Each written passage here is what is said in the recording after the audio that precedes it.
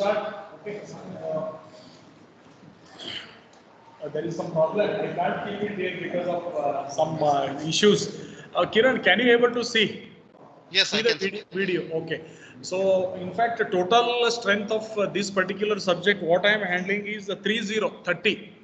Okay. Actually, there are some 5 plus 4, some 10 are there, and others are yet to join. So, we will not wait because as scheduled, we just decided. I have invited Gopinath sir, Parvati sir as well.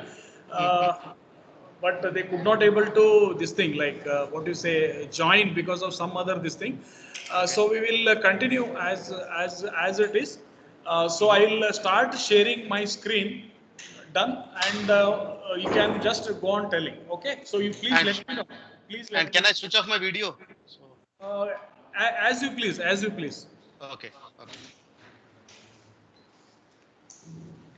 Let me know when to start. Yes, you can start, Kiran. You can start. Okay. Hi. Good afternoon, everyone.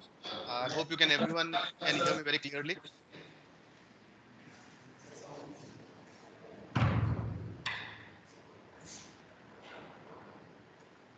Okay. Today, thanks, Sunil sir, for inviting me for this. It's a quite an honor to be here and to share my experiences all the years. I think today would be the first of the many things which I would like to, many sessions which I would like to propose. And let's start basically what is aviation. There I heard there are certain beginners who would want the definition about aviation. So that's our first kind of interaction with you. So I will make it very simple, kind of a flow, and towards the end, we can have some discussions on the career objectives and any other questions you may have, or maybe if you have any further interest, I can present at a later date. I'll be glad to do that. Sir, can you move to the next slide, please? Fantastic. Okay.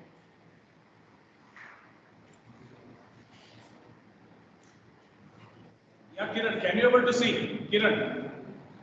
No, I'm still on the first slide, but if you can see it, it's fine.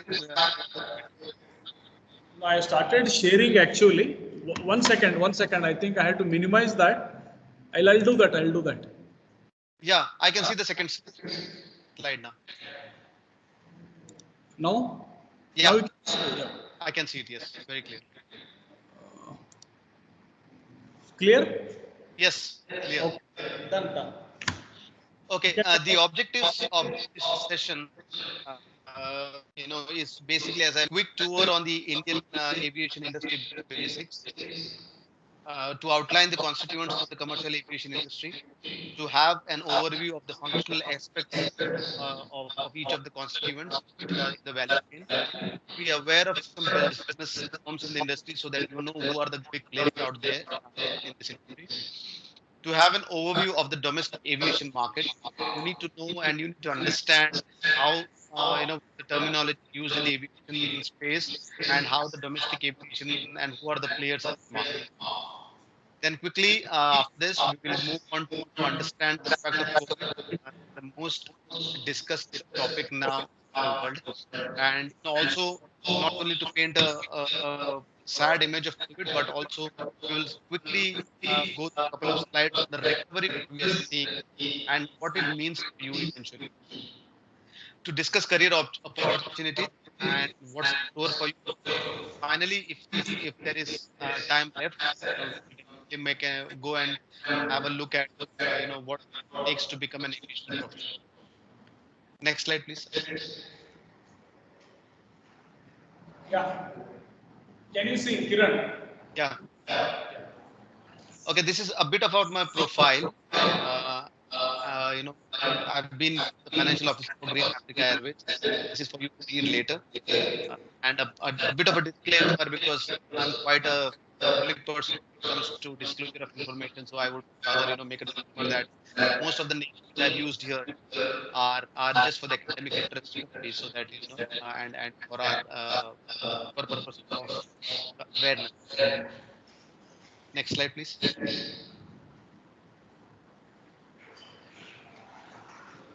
Yeah. Okay. So basically, what is aviation? Aviation, we are in slide number 3 now. Aviation is basically,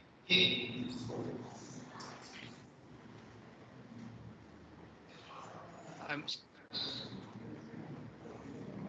Yeah, Kiran. no, I'm not been able to see the slide on what you are now. Is it? 1 second. Can you see? Just see now. Just see. Yeah. No, I'm still on the slide 3. If you can see, it's fine. Yeah, that can also be done accordingly. You can open from your desktop Yeah, and then. I'm doing that only now. Yeah, yeah. It is a aviation sector. I think fourth slide. Fourth slide. Yeah, yeah. Aviation, slide 4. Okay. Aviation, basically, what is aviation? Aviation, or air transport as it is generally called, includes all the activities which surrounds an aircraft flight. And aircraft flight is basically when it moves from point A to point B, the operations and the businesses that support these activities. Aircraft are kind of basically two types. One is the fixed wing, which is the airplane which you generally see. I think all these things you know very well. I've just put it as a definition so that you can read it later at your leisure. And the rotary wings are the helicopters, which are also a part of the commercial aviation nowadays. Categories of aviation are basically commercial aviation, which is the likes of Emirates and SpiceJet and Indigo, Air India. This is all commercial aviation. Military aviation definitely are all the fighter pilots and whatever goes in military side. And general aviation is very similar to the commercial aviation aircraft type, but it deals with particular company or individuals who buy their own planes and run it as a business for themselves or their family members, and they are not available for general public. So that's basically general aviation generally includes the business jets of rich people and the conglomerates of businesses. We move to slide number 5. Slide number 5 describes aviation value chain. And this evaluation in this chain, we have got aircraft manufacturers, we have research and design firms, specialized ones. They are responsible for technological advancements in the way we fly, maintenance, fuel burn, bringing the costs down. Then we have aircraft financiers, lessors, who kind of get into the niche act of financing, which is a very expensive equipment assets, which need financing for a horizon anything between 8 to 10 years. So you need people who believe and who know this sector very well. We have airports next in the chain. Airports are aerodromes, is also called as aerodromes.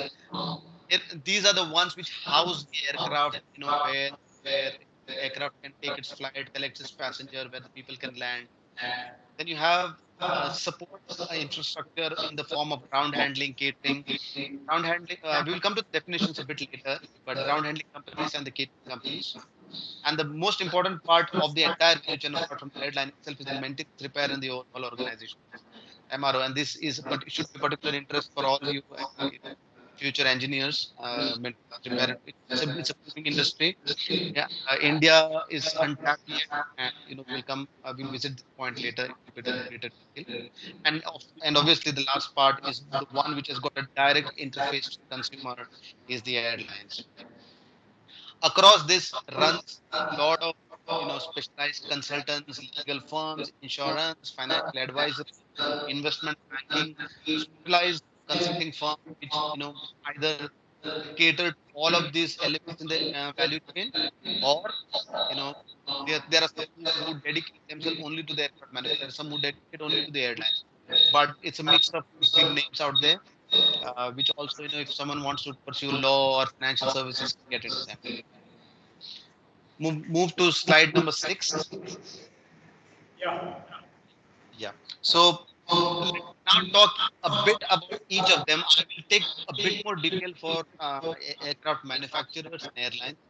because this is the area of interest for uh, a lot of engineers like you. It, by way of, and move to slide number 7. Aircraft types. Uh, Basically, the commercial aircraft generally are categorized. I'm looking largely at commercial aviation, which are either categorized essentially as on base width of the aircraft itself, the seating capacity, and because of this, you have regional aircraft, narrow body, wide body, and also on the type of engines. Some guys have uh, jet propulsion engines. Some have turbo propulsion.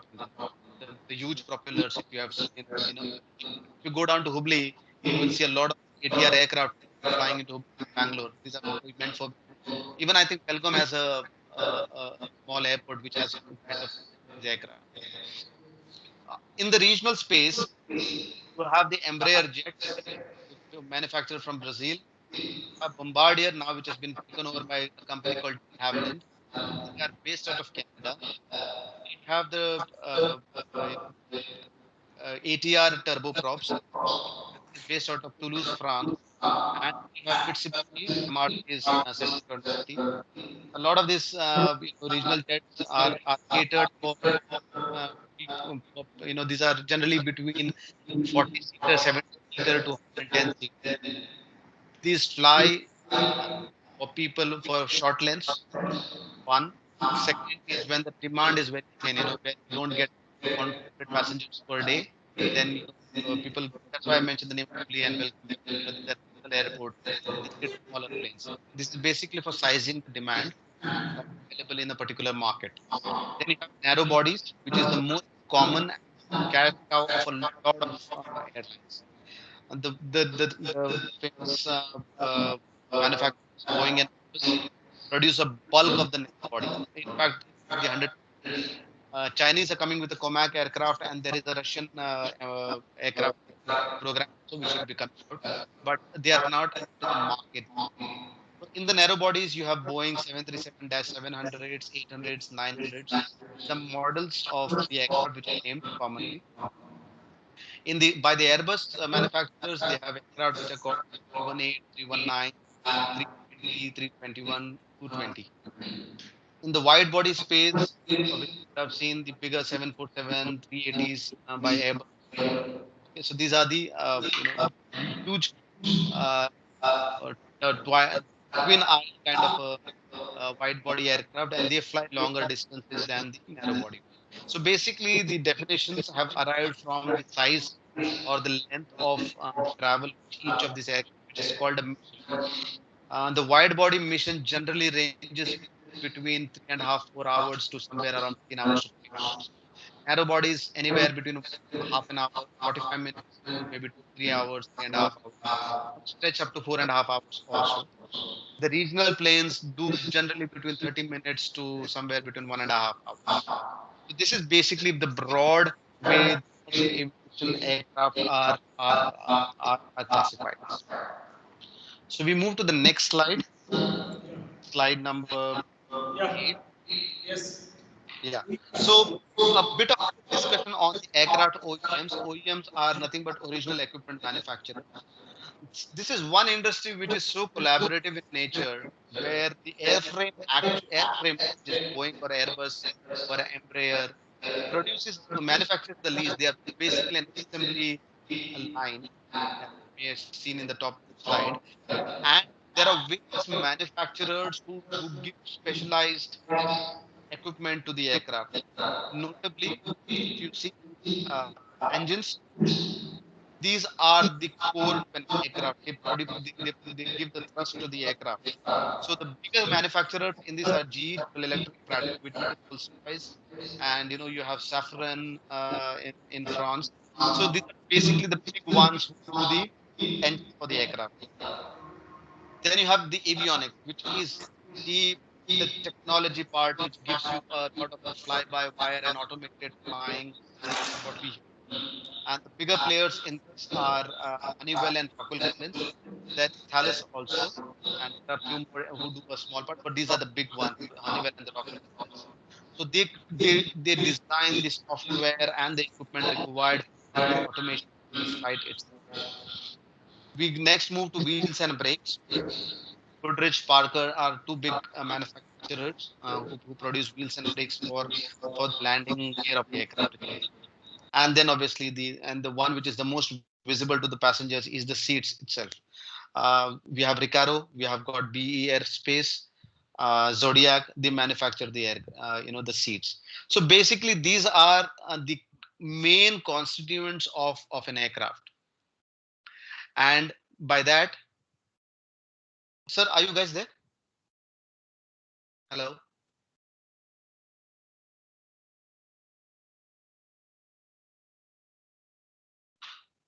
Kiran, I have muted myself. I have muted myself because it is echoing actually. You can continue. Yeah. Your voice is clear and you can go ahead. You can go Okay. ahead. Okay. Thanks. Great. So I'm not pausing for the because if I was in person, we would have paused for each slide. But let me go through all the slides once, and then obviously we can have a discussion at the end of the day, end of the class. Sorry. So we just spoke about all the aircraft original manufacturers. You've seen the engine types, important, and we'll get into a bit more detail later into when we're discussing. And I want to concentrate more on the aircraft OEMs because you are all engineers out there, and we need to discuss this more because these are the maximum job generating, in the entire value chain for engineers. We move to the next slide. Slide number 8. Sorry. 10, which we speak about airlines. Uh, Slide number 10. Airlines are basically aircraft operators also, as they've been called. They provide the connectivity between 2 points, Delhi, Bombay, Delhi, New York, Delhi, London. So these are basically when we say origin and destinations. The airline operators are categorized into scheduled and non-scheduled operators. Scheduled operators are the ones which we see on a daily basis where they have to fly irrespective of the load what they're carrying or the passengers they are carrying. And they cannot be chopping and changing the timings every time. So there are certain rules which govern a scheduled airline and a non-scheduled airline.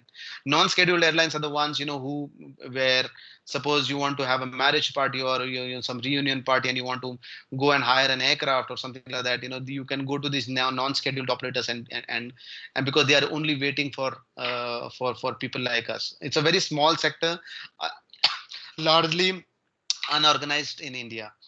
But the scheduled operators are the ones are the ones which generate a bulk of the business, almost like 90-95% of the business in India itself. So of the scheduled airlines, as I said, they are highly regulated by the country's civil aviation. For India, it is called DGCA, Directorate General of Civil Aviation. For US, it is called FAA, which is the Federal Aviation Administration. For Europe, it's EASA, European Aeronautical. Then you have Transport Canada for Canada. So basically, these are the regulating authorities for managing, and their sole purpose of regulation, basically 90% of their objective is to control the safety and security of the aircraft itself. And that's where the jurisdiction and the standards which they lay comes from these aviation authorities. And there are various international conventions like ICAO, ACIO, which govern the rules for having the flight designators. For example, SpiceJet would have SG, Air India would have AI, Vistara would have if you see the flight number, it will say UK 101. So UK is the designator which is actually governed by these international conventions, and they give so that there is no duplication of names given across the various airlines in the world itself. It is not localized. It's not local specific. So that's on the international conventions. And also there is something which is called very important. It's a bit hypothetical for you now, but I have to mention it's called Cape Town Convention. Cape Town Convention controls the financial ownership or the rights of the owners of the aircraft. Because these are so global assets which move from one country to the other country. If someone defaults or something happens to these guys, you have the international conventions regulations which you can fall upon. We move to the next slide quickly. This slide is slide number 11. The airlines basically have various business models. And there is no black and white, and it's not binary that someone is either full service or low cost. These are basically two types of airlines. But largely the way these airlines have kind of niched themselves or positioned themselves is sometimes the lines are blurred, but full service on a very extreme left would be they're basically network carriers. Network carriers means you want to fly from Dharwad to say Michigan or Detroit, for example, or and then what you do is you take a Dharwad to a Bangalore or a Delhi, and Delhi to a new JFK, and JFK to a Michigan. So this is a network carrier which manages the entire itinerary for you. So that means it's a network carrier. They believe in networks. Then they have multiple aircraft types because they cannot have one bigger aircraft to suit all the needs. So if you go to Air India, they have got an ATR aircraft which have turbo, then they have got a narrow bodies, and then they have also got the 787, the 777, to make sure that every need of the passenger based on the sector length is available in one shop itself. It's a costlier option, but it's a full service airline, so they believe in that model. They have multi-class. You have business class, some have first classes, some have a premier economy, some have economy. They believe in something which is called a global distribution system or travel agents, which is expensive. Then they have the distribution is through the city ticketing offices. They believe in interlining and code share, which means they are a part of some star alliance where if they're not flying to a particular sector, they can use the partner airline to fulfill that part of segment of your entire travel. They have loyalty programs.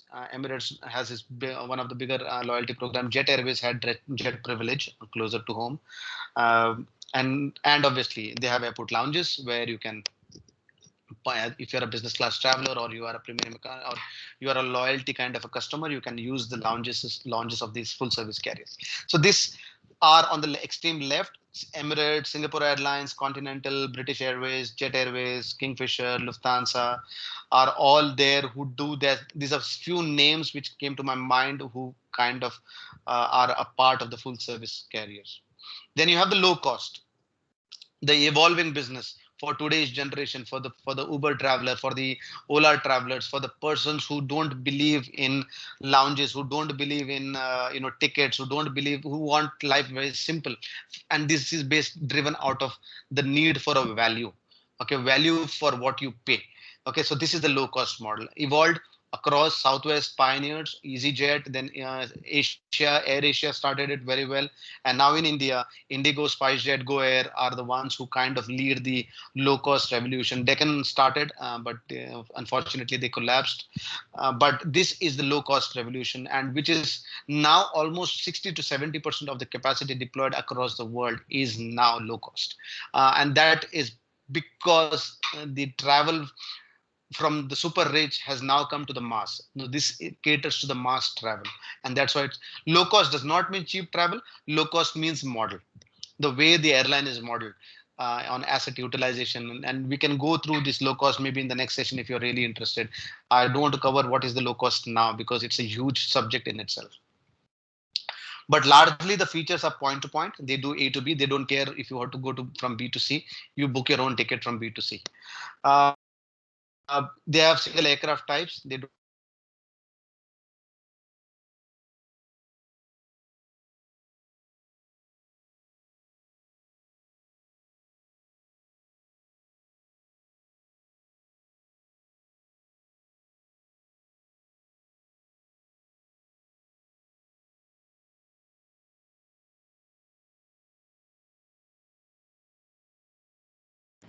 Kiran, your voice is muted, I think. Kiran? Kiran? Hello? Hello?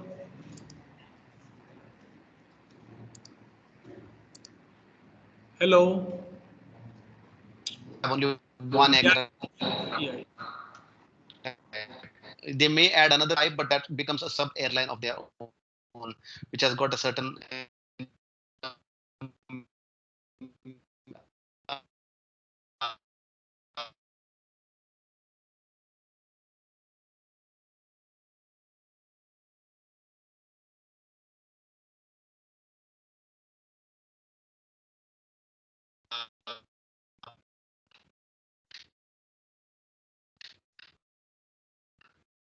a critical mass or a critical size. They are single class, all economy generally.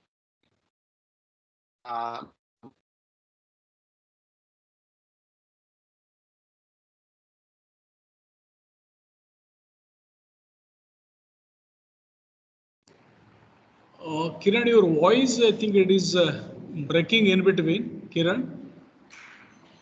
Hello? Kiran? Hello?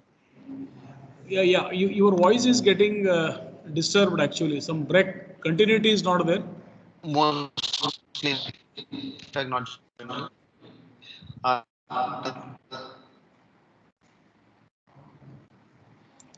Hello? Kiran? Hello? hear me now? Hello. Uh, yeah. Now it's okay. Now it's okay. Now it's okay. Okay. Yeah. Done. Continue. So you are in which slide actually? Others 12th slide, I believe. Yeah, I'm on slide 12 now. Done. Go ahead. Okay. I think this is much clearer now. Yeah. So we spoke up briefly about the aircraft acquisition. I don't want to too much time because this is more financial in nature. We can definitely have more sessions on getting deeper into each of these subjects. Let us move to slide number 13. Slide number 14, sorry, which is the airports. Now, airports, as I said, are locations where aircraft can land, take off, park. Specialized, facility which only does house the aircraft, allows them you to maintain, allows passengers to transit through the airports. And if you see, the today nowadays, the additional airports facilitation has become like a mall now. So they are their own business model itself. Now they have also started having their own customer base, trying to attract customers to the airports. Delhi Airport is one of the great airports which India can boast about. You have Bangalore, amazing. Hyderabad is a very functional, decent airports, and I've seen a lot of changes coming into the airport space. Definitely one of the areas to look out for careers as we move on.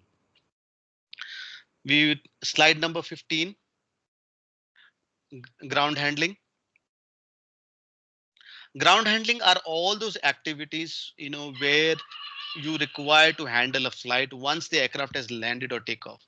Once the aircraft is basically on the land, the pilots don't control. It's controlled by ground handling now, which could be pushing back the aircraft itself, loading the aircraft with catering and passengers, marshalling the aircraft on the bottommost picture. If you see, getting the aircraft onto the parking bay, loading of cargo from the airport itself, ferrying passengers from one point to the other point, from the aerodrome to the terminal to the aircraft.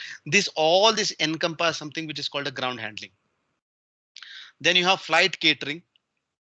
Flight catering is all about obviously giving you the necessary waters and essentials to when you are on flight, and they do a lot of cuisines now, the full service guys. But for the low cost, they give you sandwiches, they give you these biryanis in and you'll have to buy them. So but this is all done by the catering guys. The bigger names are LSG Sky Chefs. In India you have got Taj Sats, Oberoi Flight Kitchen.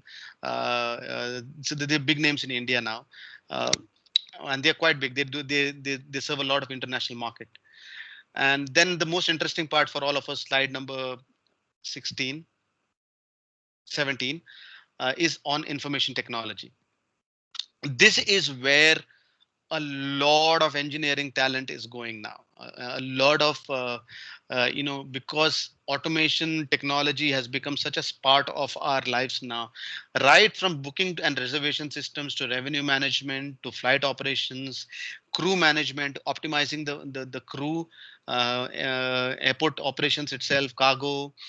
And the big one is aircraft performance and navigation charts. You must have heard about the MAX aircraft, the control systems for which the aircraft was grounded for almost 1.5 years, almost 2 years, and these are all aircraft performance and navigation aids and charts, plans, flight management systems, repair and overhaul. Maintenance has become so complex now that you can time your maintenance based on the conditions or the health charts of the aircraft components.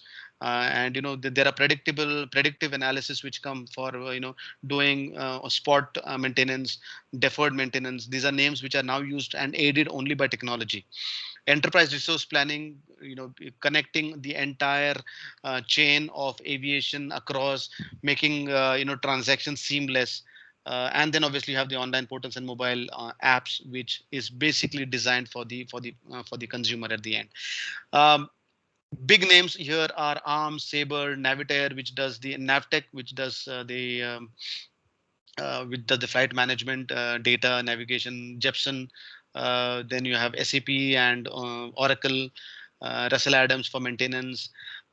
Huge opportunities here in information technology. Obviously, we can go deeper again maybe in the next session. Uh, I want to go to a bit now back home. That was briefly what aviation comprised of. I would encourage you all students, please go through each of those slides, make notes. If you have questions, please ask at the end of the session, or maybe you can email them to me at the end. I'll try and answer as much as possible. But those are basic slides on aviation and the space and the businesses which it entirely encompasses. We now move to basically Indian aviation. I think we need to understand there is aviation and then there is Indian aviation space and what it means to us. So we move to slide number 19. Slide number 19 is basically about who are the operators in India, kind of the business models they operate, broad indicator, and the aircraft and the size of the market itself. In India, if you see, there are roughly around 660 aircraft across 10 or 10 odd operators. Air India, Air India Express, Regional, these are all one. Air Asia, Go Air, Indigo, SpiceJet, Star Air, TrueJet, Vistara. The aircraft which they operate are in the narrow bodies largely, if you see. Airbus A320, 320 family. Then you have got the Neo family, you have got the ATR 42s, Boeing 737 MAX, 737 NGs. These are all names and nomenclature for various kind of aircraft. Then you have the 747s and 777s, 787s. So these are basically all your aircraft which operate in India.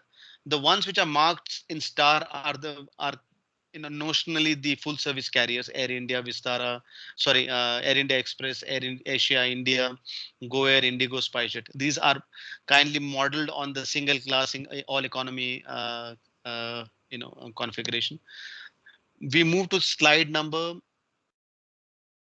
20. Aviation market anywhere in the world is defined based on the number of passengers carried. So that's called the pax demand. And by the capacity, it is called ASKM. I'll just spend a few moments here. ASKM means available seat kilometers. It means that if an aircraft has got 100 seats and if it's doing 1,000 kilometers on one sector, then you are having 100 times 1,000 seat kilometers, and it's called available seat kilometers. That you multiply it by number of flights in the year will give you the ASKM for that particular year. So if you see on the left slide, for 2019, the domestic capacity in terms of ASKM was 159 billion. And this is for traffic within India. And the same operators in India who flew international passengers in and out, and these are Indian players like the likes of SpiceJet, Indigo, Air India, they would have done almost 100 billion ASKMs in that year. Now I bring them to 2020. Obviously, the market has fallen, and we will come to why this has happened. We are looking at 83 billion ASKMs, seat kilometers deployed by the airlines for 2020 for the full calendar year, and international has fallen to pathetic 32 from the 100 what we have.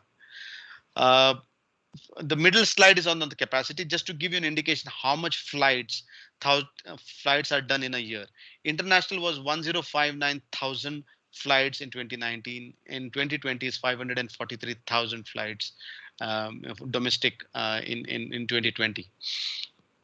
And the real nature of demand, basically, the taste is in the pudding itself, is how much passengers travel. India was roughly around 170 million passengers between domestic and international. Domestic was 143, 144 million, and international was 25 million. And now, if you see, they have fallen to 63 million and 6.1 for the full year, January to December. Now, this gives you a very, very interesting concept about what has happened itself in the market. But these are terms you will be familiar with, and you should be, tracking when you are studying aviation. ASKMs, which is capacity deployed, and passengers, which are passengers who are traveled. If Kiran has traveled point A to point B, I am one passenger. If I am traveled from B to A, then it becomes I become this passenger number 2. So it's basically one departure, which means one passenger. Okay, so that's on briefly on the size of the market for your understanding. We move to slide number 21. Slide number 21 gives you the market share of various operators, and I've intentionally put the 2 time horizons: January 2020, which was pre-COVID, and December 2020, which is post-COVID. The so-called fag end of COVID, as we hope to believe or want to believe. So if you see on the January 20 domestic traffic, Indigo led the charts with a 48% market share. And in post-COVID, because of the failures of various other operators who have dropped their market share, Indigo has gone to 54. GoAir has from 9.8 has gone almost flat. Air India is flat. SpiceJet seems to have lost a lot, from 17% to 13%. Vistara is almost flat. So this is the domestic traffic which is in the prevailing market. And the same players, as I said, the same players who are doing international. Air India used to have almost 50% for the entire for January 2020. GoAir at 5, Indigo at 32, SpiceJet at 12. And because now the scheduled operations have ceased, because people are operating either the Vande Bharat or the bubble flights, Vistara and Air India are the only ones who are doing scheduled flights. The others are doing international flights, but they are on a they are not technically scheduled for now. They have to apply for a short-term schedule and they get it. So the scheduled flights are operated only by Vistara and Air India now, and that's why you'll see a skewed market share. But I think so it'll eventually come to the Jan 2020 numbers, because the aircraft which everybody holds are still there. We move to slide next, and quite an important slide. One of the agendas for today's discussion is COVID impact. Slide number 22, please. And what I'm going to talk here is a bit of data on air travel for your quick consumption. This is huge on data, so I would rather that instead of going on to the numbers, we focus ourselves on the trend, on what has happened because of COVID. Very important for businesses to survive. Very important for people like you who would be starting careers soon, and who are looking at aviation generally and travel and tourism, which has got its knockdown or knock up effects on the constituents of the industry, and generally in practically for the entire tourism industry also. Move to slide 23. Now you'll see some shock V kind of graphs. The world demand plummeted in April 20 to almost decimated to almost it obviously it reached zero at a particular point, but there were certain flights which were always operated. But if you see, cargo kind of stayed where it was. There was a brief dip because of people. The movements were restricted, but eventually it has caught to pre-COVID. But passenger traffic in terms of passenger kilometers is struggling, but the recovery is imminent. But it all depends on how the airlines come back to shape. These are unprecedented times, and reactions have been really crazy. Government has stepped into to enforce lockdowns and travel and government for a longest period in time never had controls on pricing, and there are now restrictions on pricing also. Move to slide number 24. Just divided the passenger into international and domestic. If you see, domestic kind of started recovering towards the end of October, November. Mind you, this is world demand, but because of the second wave of the COVID-19 in Europe, very largely, there is a slight dip. I think this is now subject to the vaccination program which is happening, but we reckon that mid of 2021, the domestic RPKs of across the world should move up. International, difficult. It will take a bit more time because international regulations are very constraining now. The quarantine requirements, the requirements to have a negative certificate are all inconveniences, and that's not reflected. And also the airlines are not very confident of deploying their capacity. We come back to India now, closer, more to home now, slide number 25. You see, India had a great run between 2014 to 2019. The CAGR, which is the compounded annual growth rate for domestic, was nearing 16 to 17%, which is the best in the world. And international was growing at a steady 7 to 8%, and we have seen 14% year-on-year growth also.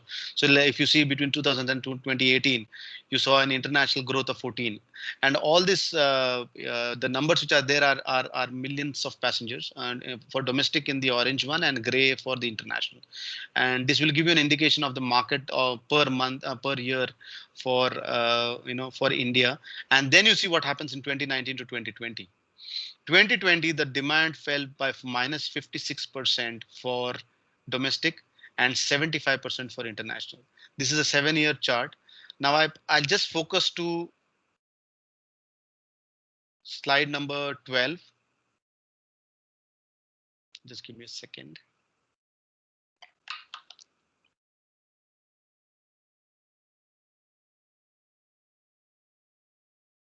Just hold on, please. I just lost.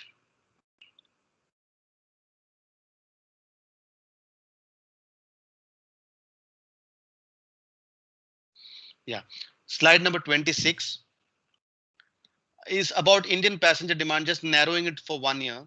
And here you'll see the change in micro, if you analyze it a bit more micro. The passenger demand in April and May was nearly zero, and that's where the lockdown was imposed upon India. And then you see the domestic traffic. Mind you, India, apart from China, has been one of the finest recoveries which have happened in the domestic traffic. Today, we are minus 40 of the pre-COVID period, which is quite good, when it compared to the world market today. But from the international perspective, we are not yet there. We still are at the minus 70%. We still have a long way to go in the international, and that's purely because of restrictions imposed by various countries on flying scheduled flights. Everybody has to do a short-term permission and then they fly. So this is about India and the COVID impact it has had. So I don't want to paint a largely gloomy picture on all this. COVID has happened. We have to live with it. Businesses are struggling. We have to adapt the reality, and people like us in my profession, our job is to go out and see how do we support the industry through liquidity, which is finance, how to get more shareholders, how to sell the company much better. People are reevaluating, marketing guys and the sales guys are reevaluating data itself. What is the real demand? Should we size our capacity down, up, sideways, laterally? And this has put so much of pressure and on innovation for new products, for new ways of sizing the capacity, new ways of scheduling itself and revenue management. Very key things, and obviously consumer engagement, and everybody is now struggling to make sure that once the boom starts, how do you have the slingshot effect back to recovery? So, and that segues beautifully into my next slide, which is called recovery slide number 27. The picture indicates basically everybody has been thrown out there in the open space. Now we need to recover, we need to consolidate. And what lies ahead for aviation is a couple of slides which I would rather concentrate quickly. So we move to slide number 28. If you see, the fleet has been growing. Single aisle have almost come to 75% of its level, Wide body, the international flights have come to 65% of utilization of the assets, and freighters are 100% plus because of the dynamics of the of the business itself. And it doesn't mean the freight has suddenly increased. Freight has moved from the single aisle and the wide body aircraft into the freighter aircraft largely, and because of the underbelly capacity which these guys passenger aircraft have. Uh, so that's on slide 28. I move to slide number 29. Uh, an indication of about how passenger operations have rebound. China has rebounded a bit more faster because I think they were the first ones affected by COVID, and then they have their own ways of recovering. So they have recovered up to 71%. Asia Pacific is 44%, but it's largely muted. But India domestic has now, in January data shows that we have almost come to 65 to 70% of the domestic traffic.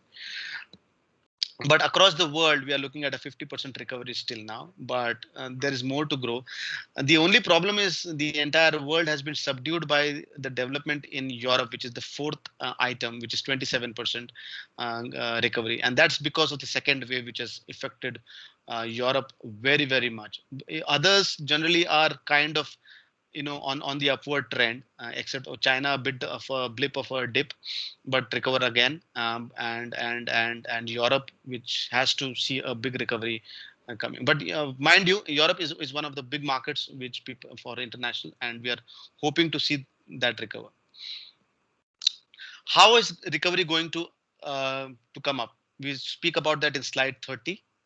The near-term market demand, supply and regulation will lead the part to recovery. With the passengers, the governments, and the airlines, these are kind of working together. Passengers from the health and confidence and affordability perspective. Health has now become a major variable in the way people travel. Airlines are going to do, as I mentioned, fleet decisions, workforce, capital, as I said. A lot of capital is required to fund the losses of the last year. We need to make sure that the workforce, which has been sized down, and the talent is retained, because this is a very highly skilled industry when it comes to flying. And then you have governments who do are trying to create sustainability around airports through subsidies, through some sort of travel regulation, creating infrastructure for COVID tests on arrivals. So this is basically a brief few slides on the recovery. And obviously we have the slide 31, which kind of tells you, in this aviation has been always resilient. And by resilience, it means that it sees a dip. In 2000, we saw a dip after the 9/11. We saw that dip. Then we saw SARS dip, which almost took a bit down. But if you see the Boeing projection on the purple trend, which has been there, it has been kindly been matched with the actual traffic growth also. But the forecast is that the aviation to this return to pre-COVID levels will be at least a year or a couple of years down. And if you superimpose the historical growth, I think it's 2025 where it will eventually catch up.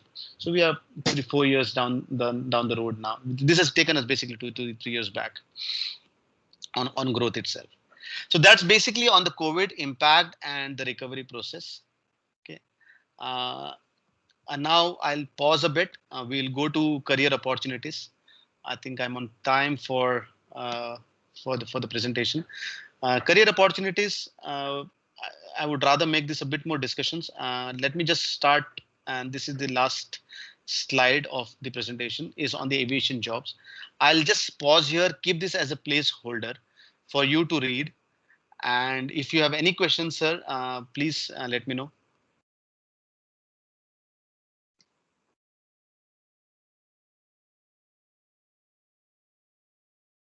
Hello?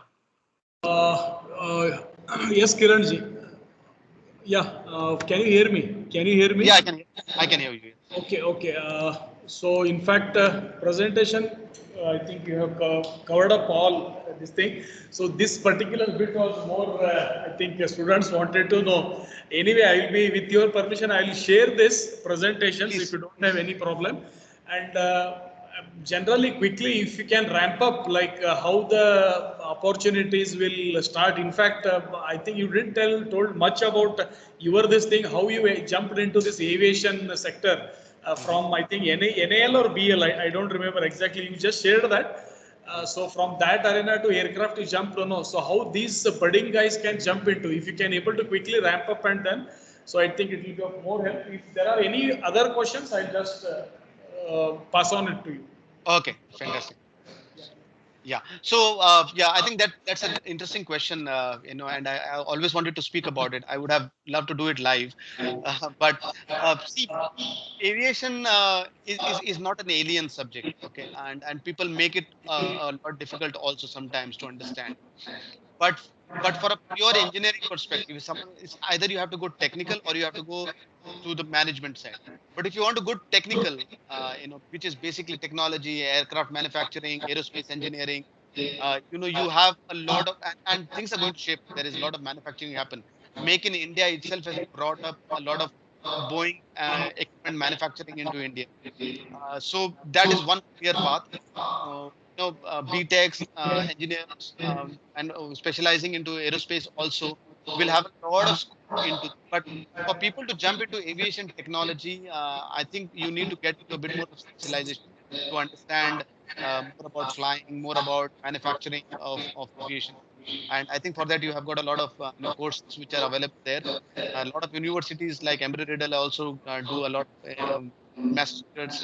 MIT does a lot on studies and courses on aerospace engineering. In India, you have HAL, I think so.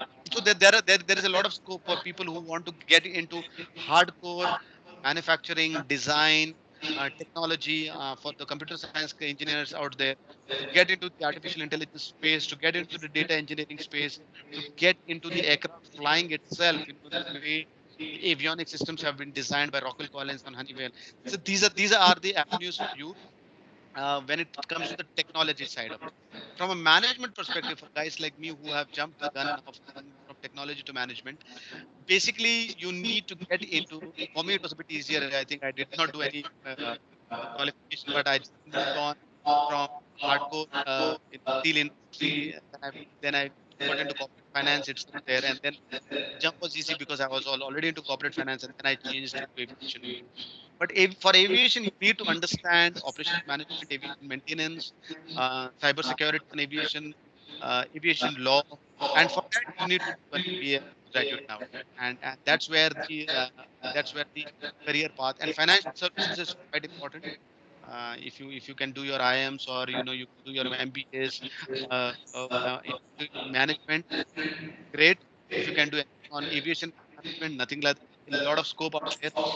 Um, it's a very niche industry, so you need to pick up your skill sets very well.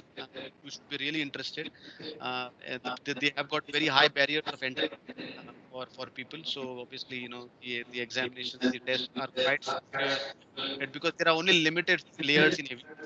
But the opportunities are huge. You talk about Boeing, you talk about Airbus, you talk these employ thousands and thousands of every year, because the churn is so high on the design side. And airlines, yes, airlines is more on management side, but on a maintenance side, engineers have got a lot of scope to get into maintenance engineering and maintenance management of the skill set itself.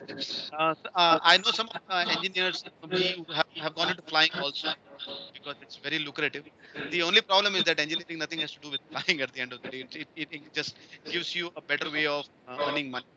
But there are people who have chosen, but it helps technology. But the aircraft are so technologically advanced now. You don't have to do the multiple integration calculation and all the stuff because the computers are doing it for you anyway. So that's the career perspective, sir, from my perspective. Okay, in a nutshell, I think they had to do specialization as per your this thing, no? Yes, Specialization they had to do after they have they have to do undergraduate. specialization. They have to do specialization. They have to do certificate courses, definitely, if not masters or post graduation. You have to get into a specialization because uh, uh, the selection process have narrowed down. Okay, okay, okay. So in Indian context, anybody doing that? Of course, you mentioned MIT and all. I think they are all foreign universities. No, they have got their affiliations here. Is it okay? Okay. Yeah, If you a lot of them if have that. yeah, I if think, and sir, I think this brings me to an interesting point. A lot of the engineering colleges I have seen across yeah. the world and maybe in India also are trying up and trying to get a franchisee with each of these aviation guys who you can take their content and maybe in the final year you could you could do something for the students who can understand after they pass out maybe for 3 months to get an orientation into aviation. Okay, fine, fine. Thank you. So if you happen to come across any colleges or something like that, please pass it on as of. So I think any questions? Anybody? Any particular questions? No. I think there are no. Yeah, fully. What challenges they face? What are challenges they face? Yeah, challenges in what like? Is it technical side you are asking about? Finance? He is into finance side actually. Which side challenges you want to? Technical side, have you come across any challenges, Oh Kiranji? yeah. No, yeah, no. Technically, there are a lot of challenges, and it's a continuous process because the every regulator views safety of the aircraft, flying of the aircraft is as very sacrosanct. So the involvement of tech guys, tech support people have gone so much now that you need even I think Boeing and say Airbus, the people who do the selling of the aircraft are engineers and PhDs themselves. Okay, you know why? Because they need to understand the aircraft so well, so that because you are traveling a lot